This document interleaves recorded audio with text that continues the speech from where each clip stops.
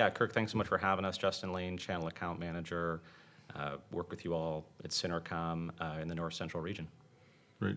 My name is Stephen Pike. I'm an account executive. I cover mid-size accounts here in Wisconsin and Minnesota. Right. So email gateways, this is almost, it's been important over time, then less important, then it became more of a spam tool. And at the recent history of focusing on what really matters, it's stopping that business email compromise or phishing and things like that. So can you talk a little bit about how the email gateways become more important again, and then where you kind of see that headed? Sure, I can take that one. So the email gateway has really evolved over the years, right? It started off as just a simple spam and virus filter, but over the years, the attacks have been evolving and getting more and more creative, and that's why companies are having to keep up with that. We're looking at malicious URLs, taking them to malicious websites, attachments with malware embedded in them. And the most tricky ones, the way I would describe it, is impersonation or spear phishing, where there's no spam, there's no virus, there's no attachment or link.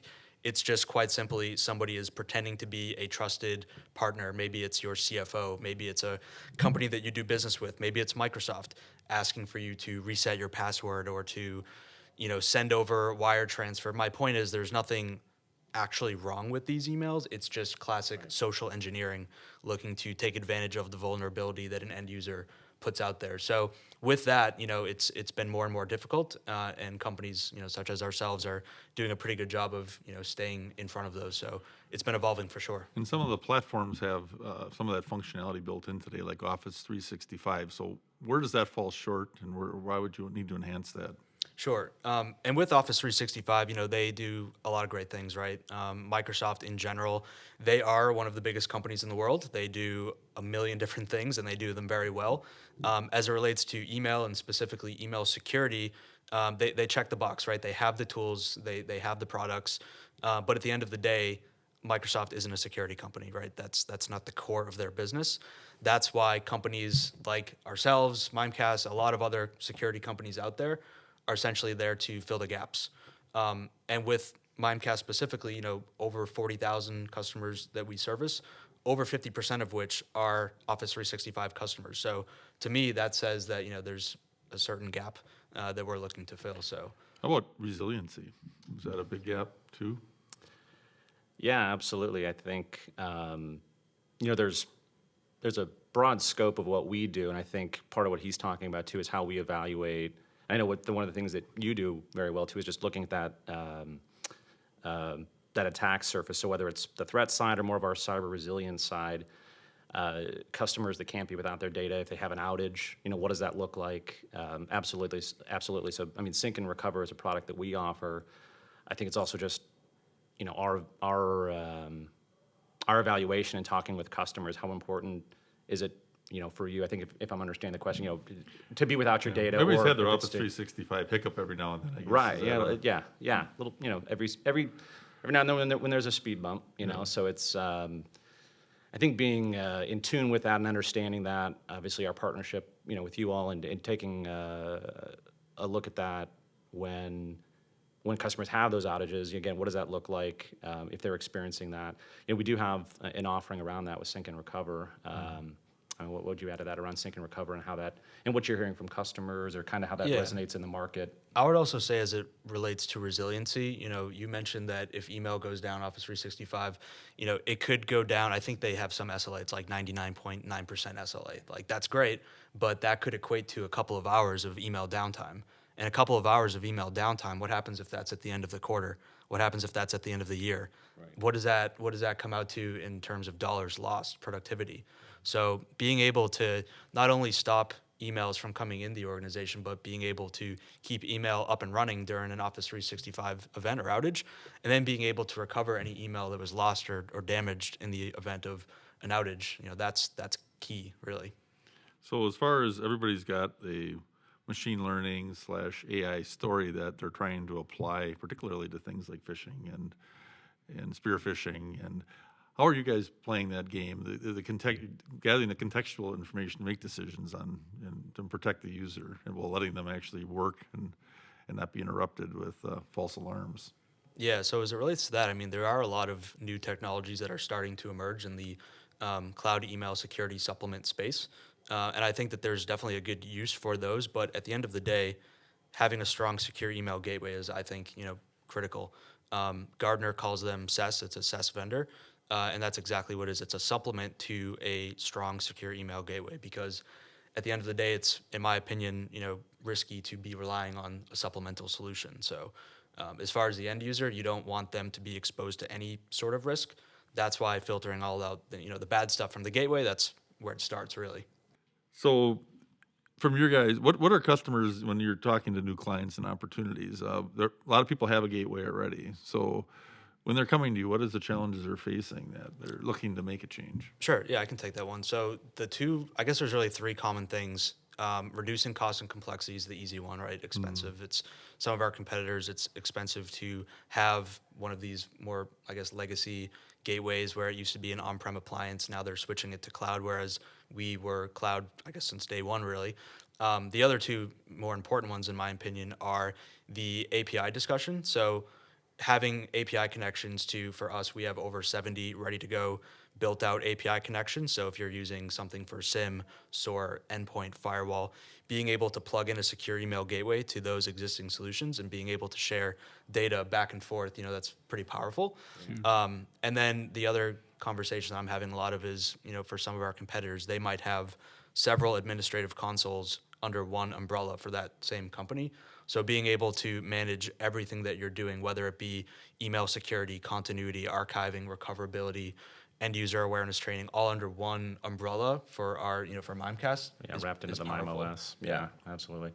We certainly run your solution, and Yeah. I get the, is this a good link or not? Yes. I'm ready. Keeping you on your There's toes. awareness Yeah. training going on, that's for Good. sure. Yeah, and I'm not sure to which degree you're leveraging the broader API ecosystem that Stephen spoke about, but that ability to maximize, I think, that investment from a customer perspective, right, I think is where we're seeing, differentiation too in the market and some of those testimonials and customer use cases that you referenced. So Sure. yeah. Is there a particular use case where the ecostream working together that maybe best shows how that works best together?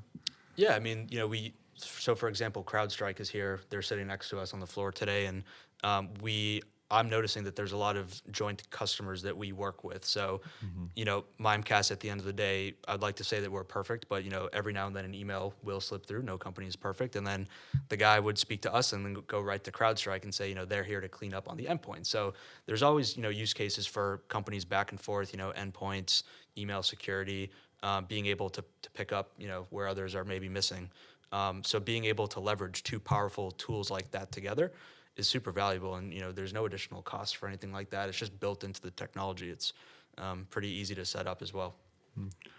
If you had to put on your crystal ball, what do you think the industry will look like for the email gateway has been through these waves? What will it look like a year or two from now?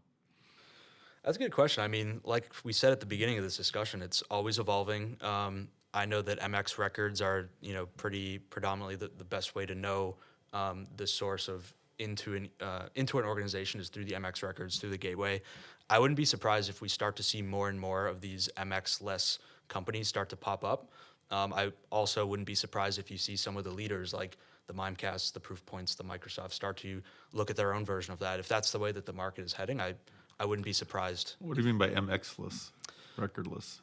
So having to set up MX records, public records, to see what a company is using for the Oh, security. like a directory almost of mail servers? pretty Is that much what to you're see, looking like, at? where Like it's a pointed common at. mail server signaling channel or something? Yeah. Yeah, exactly. So Oh, really? Okay. Yeah, so I know there's a lot of companies that are starting to pop up that don't require that change. It's a lift, that you have to make.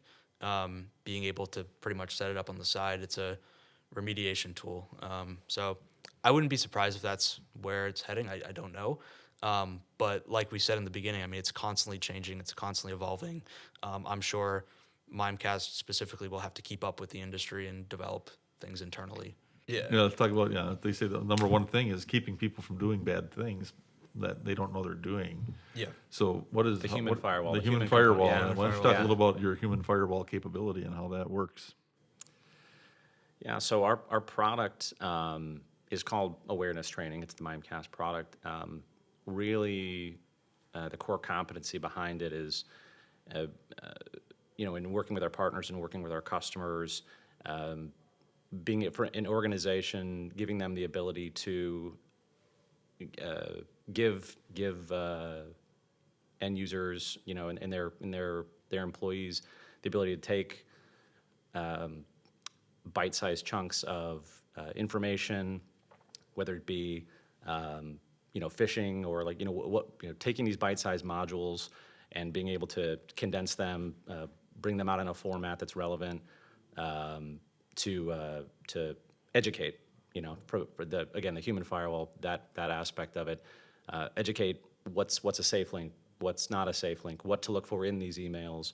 We were talking about earlier about some of the complexity of what these emails and how creative these threat actors have gotten in the last 5 or 10 years. So educating users in an organization of what to click on, what not to click on, being able to provide that training for an organization for it to be relatively hands-off, because we do the heavy lifting.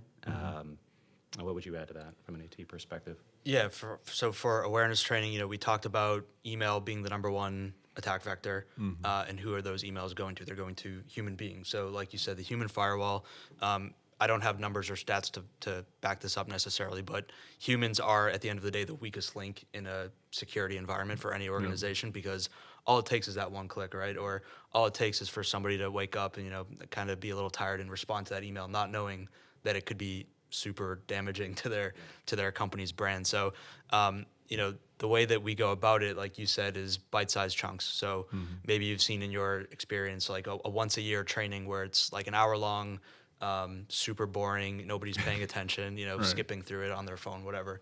So we take that and switch it up into these 2 to 3 minute long videos, and we make it funny. We hired a bunch of actors and comedians that literally play out different roles and scenarios and skits in an office environment to keep it light. I think it keeps it more relatable too. Relatable, light. That's a big part of what our AT Right. brings to what awareness training brings to the table. That relatability that I think that I just in past experience I can say that was lacking, and I think Yeah. that's an interesting thing about our approach with it. Yeah. Right. Well, it's like I said, we use your solution, and it always asks me, is that a safe link or not? So I'm getting it in my context of what I do every day. So which it's working. Is very, very efficient, right? I mean, otherwise, like you said, that training that is kind of like that storage training it's much more effective, I think, if you're in the heat of battle and Absolutely. they ask you the question. It makes you think too before you click too. It makes you, Keeps you on your toes. it does. Think It's twice. great. It's a great, Yeah. it's a great example of Yeah. getting proactive and Exactly. getting the training. Yeah, right. it's a great- building it into the Proactive workflow as opposed The to proactive approach. okay, Yeah. today you go do some training, come back tomorrow, and now you play the game. But then you go back and train, and then Yeah. So that's great. All right. Well, I appreciate you stopping by in our IT Trendsetters, and we look forward to continuing our partnership. Yep. Thank you so Thank you much for having for- us. Yep.